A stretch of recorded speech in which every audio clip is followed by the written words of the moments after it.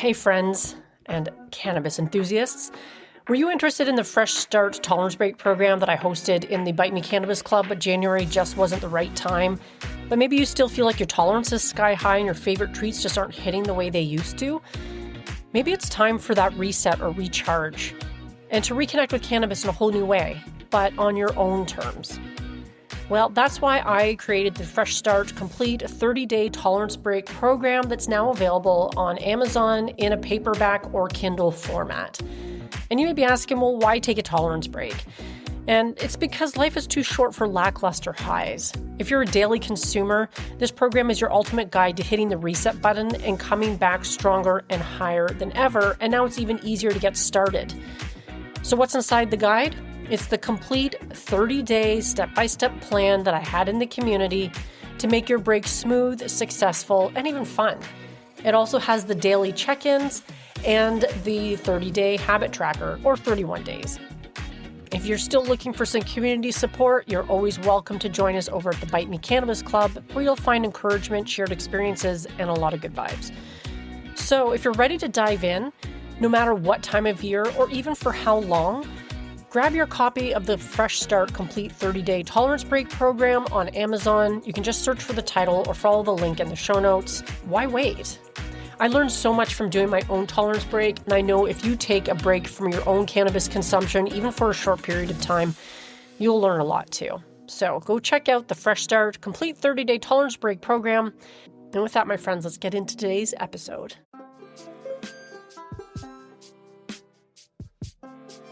What happens when you take a love of food, a passion for culture, and a deep knowledge of cannabis and you toss them all into one bowl? You get Bite Me, a podcast that explores the intersection of food, culture, and cannabis and helps cooks make great edibles at home for less money. I'm your host, Margaret, a certified ganjier, TCI certified cannabis educator, and I believe your kitchen is the best dispensary that you'll ever have. Together, we'll explore the stories, the science, and the sheer joy of making safe, effective, and unforgettable edibles at home. So preheat your oven and get ready for a great episode. Let's dive in. And today we are at episode 339. And boy, do I have an episode for you. Today we're going to be looking at a coffee-crusted pork tenderloin, which I'm really excited to share. We're doing another recipe today, but I've got some other things for you. And the funny thing is, I recorded this episode and I was just like, oh, this is so great. And then I go and I look and I did not actually hit record. I forgot to hit record. So I'm re-recording this whole thing because I was like at the end of the episode when I was going to go hit, stop recording. And I realized that I wasn't recording at all. So that's on me. But anyway, I am excited to share with you a wonderful fan mail from a listener, as well as a story and the coffee-crusted pork tenderloin. So let's get into it. This one comes from the United Kingdom of Great Britain and Northern Ireland. Yes, we are international, baby. Hi, Margaret. I just wanted to say hello and thank you. I've been a longtime listener and follower, initially from High on Homegrown with Mackie, but I'm using your site more and more. I've been growing my own and making oil for a number of years. Edibles are excellent, and your expertise on them has been invaluable. I also resonate more with your humanitarian socialist leaning. I live in Scotland, so it's illegal. Indoor grows for me only. I could babble on for ages, but my main point is thank you for the information and the entertainment. And I just want to say thank you for sharing this really kind and thoughtful message. I really appreciate it. And if you want to send your own, just go to your podcast player and the app, and you'll see at the top of the show notes, I believe, just hit fan mail and you can send me a text message. Sadly, I can't respond to them except on here. So you have to listen in for me to read it out. But I really appreciate the sentiment in this message. And it really confirms why I'm doing this, because I want to spread the message of edibles all over the world and how wonderful they are, especially for folks who are looking for alternatives to smoking. And I also wanted to mention that he found me through High and Homegrown with Mackie, and I am I'm a regular panel member on the Sunday show.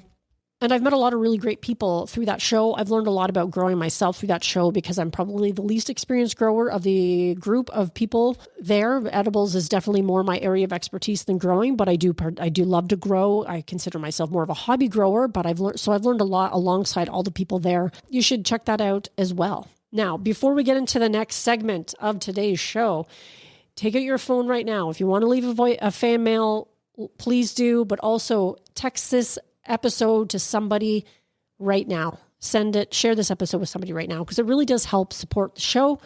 And I want to keep this show ad-free as long as possible. I mean, I do occasionally have ads on it, mostly from other independent podcasters through my podcasting platform, or some of my own ads for stuff that I'm doing. Can you remember if I have one on there right now? I should probably check that. And I also encourage you to check out the Bite Me Cannabis Club.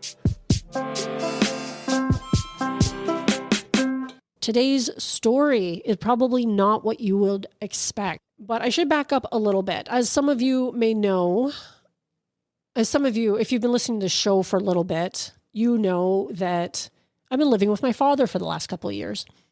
And sometimes I think about him being out here by himself, and it really breaks my heart. My mom passed away 9 years ago. At this point, my dad has been slipping a little bit, especially I would say in the last 3 to 6 months. I've definitely been noticing, some more short-term memory loss. I have to remind him about more things. I kind of have to help him out with some more things because he's befuddled by things that used to be second nature. And I was also really grateful that I was here during the really big ice storm that we had last spring that was really devastating, and we were without power for 5 days. But recently, my dad was recently diagnosed with lung cancer. They caught it early by accident when he was getting a scan for something else. It prompted a series of more scans and tests that he had to undergo, and we finally did get the official diagnosis that my dad has lung cancer. And it's something really difficult to sit with in a way, because for most of his adult life, he has spent very little time in hospitals. He's been a remarkably robust and healthy man.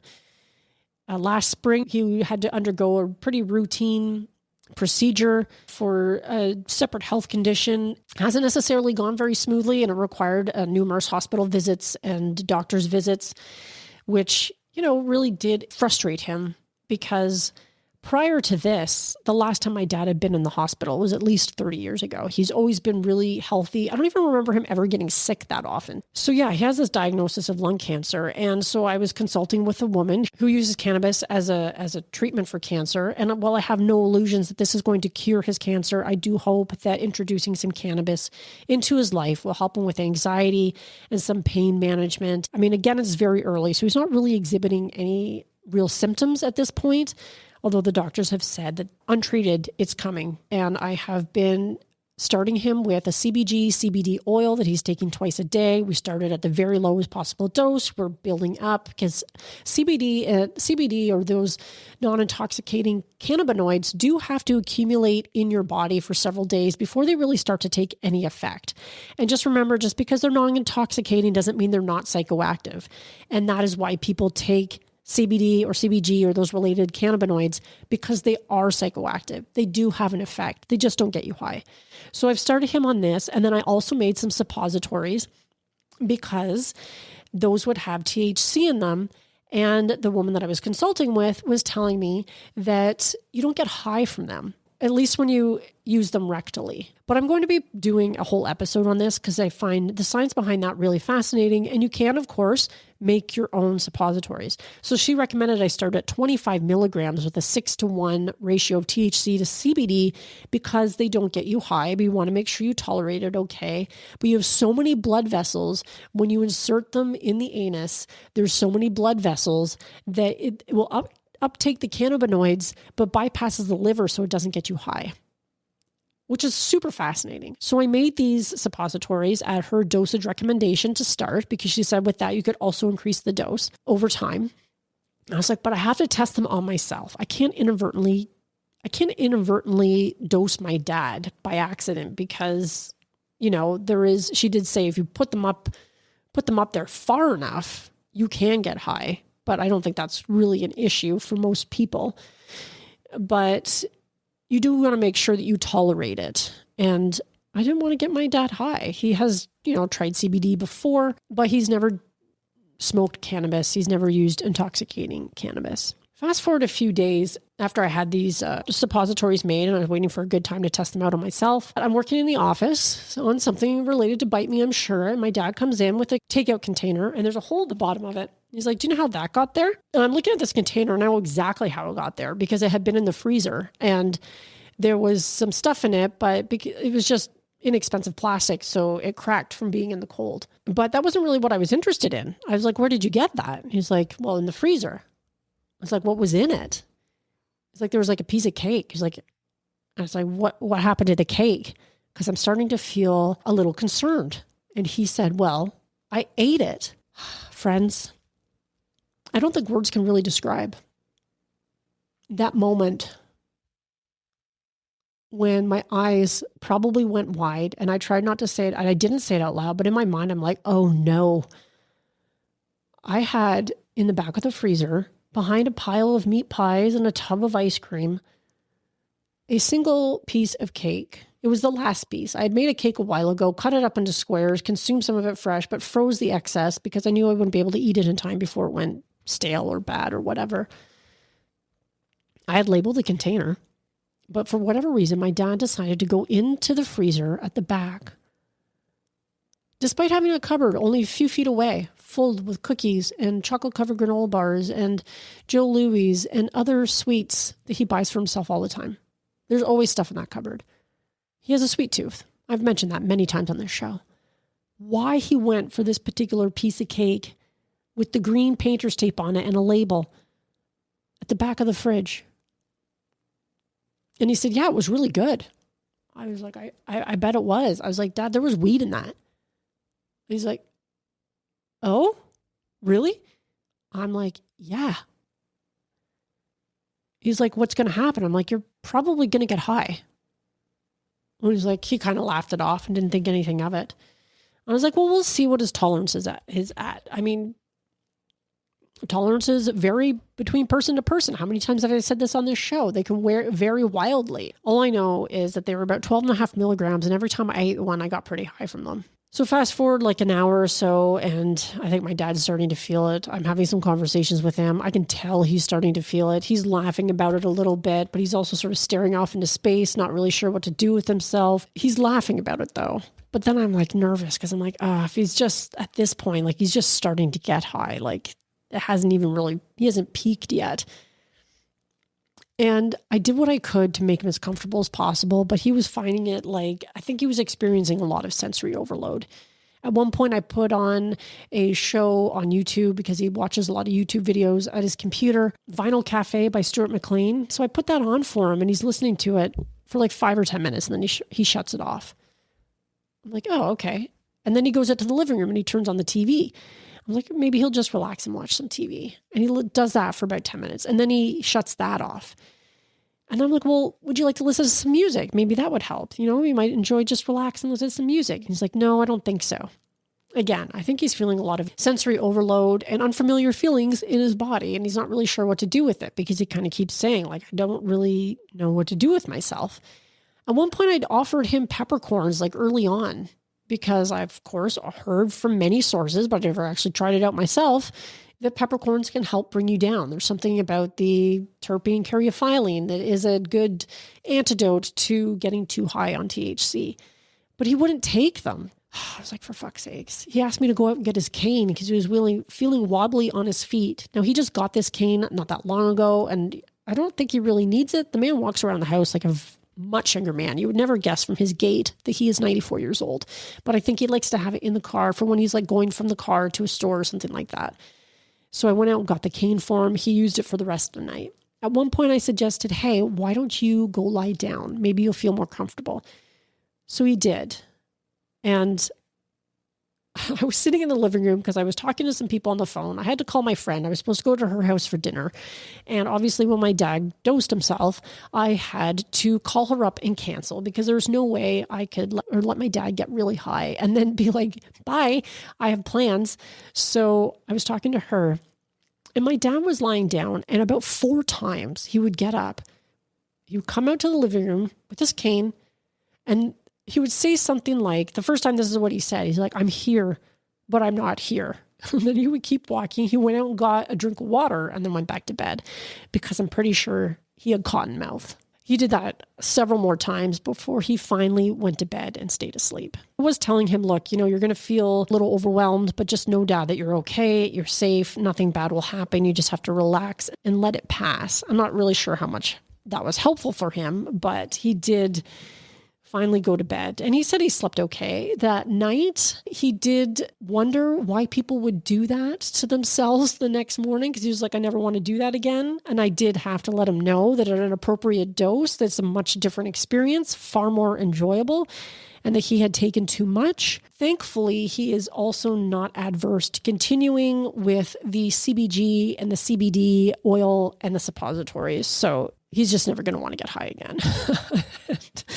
This is just a reminder how easily it can happen. And yes, my container was labeled, but as I think about it, I have to really question my own labeling. It doesn't really occur to me that somebody would be digging into the back of the freezer for some random container of food items. My labeling could have been more clear. It did have the date. It did have the potency information. But now that I think about it, I could have put on here, contains cannabis. Anything that would have been a little more clear about what was in that container so that he would know before eating it that perhaps this is something he should ask about first. Now, of course, why he didn't ask about it, I don't know. He literally ate my last piece of cake. Bold move. And you paid the price for it. But again, I did have to apologize to him. That is something I have to reckon with. I'm very grateful that nothing bad happened, that I was there to support him through this, that I can make suggestions to make him more comfortable, even as I knew he was probably feeling very uncomfortable. Let this be the PSA so you don't have to have a story like this. Your label is only as good as the information on it. Moving forward, I will be much more clear on my labeling when something has cannabis in it, because I'm not sure he totally understood all the info on the label. And of course, why he didn't ask me, I'm not really sure, because obviously it was a handwritten label, but that's on me. Yes, my dad was recently diagnosed with cancer, and I was partly responsible for him getting completely wrecked on a Thursday night. On to today's recipe, shall we? This will be a brief one. So this is a coffee-crusted pork tenderloin. Now, I will say I used to really not like pork tenderloin because I always found it, I always cooked it and it would get really dry. And there's nothing worse than dry pork tenderloin. So I didn't really like it for a long time, but there's a couple of things that I learned about making a lot of meat. And I got this tip from the Salt, Fat, Acid, Heat a documentary that was out on Netflix like a long time ago. And then I bought her cookbook. But one of the biggest takeaways I took from her approach to cooking was to salt your meat ahead of time. You know, you can do it for 24 hours ahead, but if you don't have that long time, 12 hours, 6 hours, it is all helpful. I almost always, once the meat is thawed, because I take a lot of stuff out of the freezer, I will salt it, and nothing too crazy. Like you're not curing the meat or anything like that, but you sprinkle it with some salt on all sides, and that really does help to tenderize it. And I've never had a dry piece of meat ever since. So that's my little tip for you today. Beyond that, this one's really easy. I also find that pork tenderloin, I don't know, price-wise, it still seems to be like a relatively decently priced cut of meat. And I also like it because you can roast this. You can make it on your barbecue as well. I've done tenderloins on my barbecue too, but you usually have leftovers. This recipe called for 1.5 pounds. I don't know how big mine was. I didn't really look. I didn't bother to look. I just knew there was one in the freezer, so I took it out. But basically you're making a rub for this. Your rub is going to have instant espresso powder. I just used instant coffee. You need some brown sugar, paprika, smoked paprika. I had smoked paprika, but not sweet.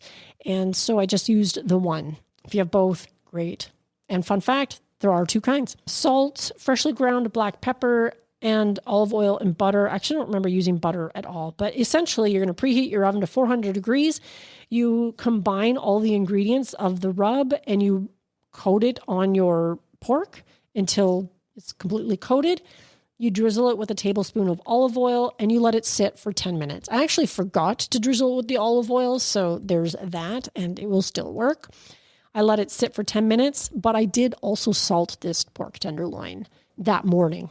I had taken it out of the freezer the night before, salted it that morning, and then I did the rub when I was ready to cook it. And then basically you are adding the remaining olive oil and butter to a large oven-safe pan. I forgot the butter completely, so I didn't even do that. You brown it on all sides on your stove, and then you toss it in the oven and let it cook. I think about 15 minutes. Mine probably took more like 20 minutes to get it to the 145 degrees. And you let it rest for 10 minutes before serving. delicious. It was fantastic. That rub was really nice. Now, of course, you're probably like, but Margaret, how did you infuse it? And once again, I'm going to add a little olive oil onto the tenderloin, and then I can tailor it. And I know that my dad is not going to be having any THC on his because he is a little bit hesitant after his recent experience. Of course, you could also use some of your infused butter or olive oil, whatever you have on any of your side. I just put some stuff right on my pork tenderloin, and it was fantastic. Very easy. This was a great, easy recipe. And again, you could probably enjoy that in numerous different types of climates. I'm trying to think of all my worldwide friends because, like I said, this podcast is worldwide, baby. Whew. I feel like a marathon. I feel like I've been talking forever, probably because, like I said, I had to record this episode a second time. If you have been a listener for a long time or you're just joining us for the first time, I really appreciate you. I'm so glad that you're here. This podcast wouldn't exist without you. With that, my friends, I'm going to love you and leave you. And until next week, stay curious and stay high.